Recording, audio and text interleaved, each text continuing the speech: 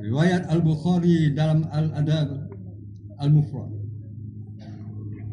Allahu Akbar, Allahu Akbar, Allahu Akbar walillahil hamd. Muslimin dan muslimat yang dihormati sekalian, bulan Ramadan, lantas Syawal hadir untuk bertakbir, untuk kita membesarkan Allah atas segala petunjuk yang telah diberikan kepada kita. Allah Subhanahu wa taala berfirman, A'udzubillahi minasyaitonirrajim.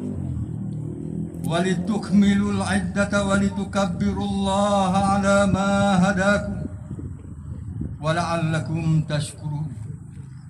Maksudnya, dan juga supaya kamu cukupkan bilangan, yakni sebulan Ramadan, dan supaya kamu membesarkan Allah atas apa yang Dia tunjukkan kamu, yakni hidayahnya, dan supaya kamu bersyukur.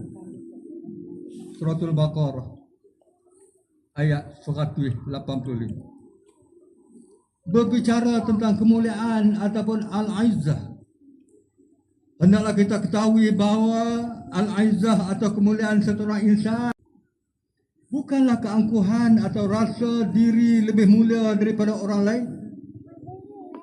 Kemuliaan yang sebenar ialah kekuatan jiwa seorang mukmin yang lahir daripada pergantungan mutlak kepada Allah Subhanahu wa taala, sehingga dia tidak merasa rendah diri, tidak merasa takut atau terhina di hadapan kebatilan, kejahatan ataupun kemungkaran.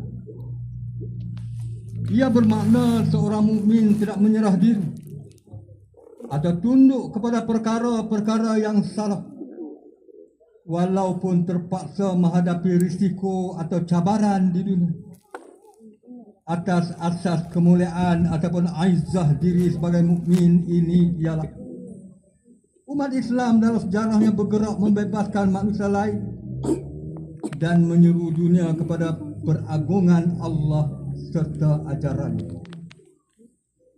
Dengan misi inilah umat Islam telah mendekatkan, telah memerdekakan manusia daripada pengabdian diri kepada sesama makhluk, kepada pengabdian hanya kepada Allah, daripada kekejaman agama-agama atau ajaran-ajaran yang salah, kepada Islam yang adil dan berhikmah, daripada kesempatan kerangka